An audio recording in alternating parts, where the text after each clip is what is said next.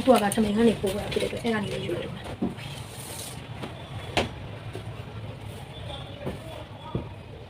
ဒါလေးခောက်ပြမယ်ဒ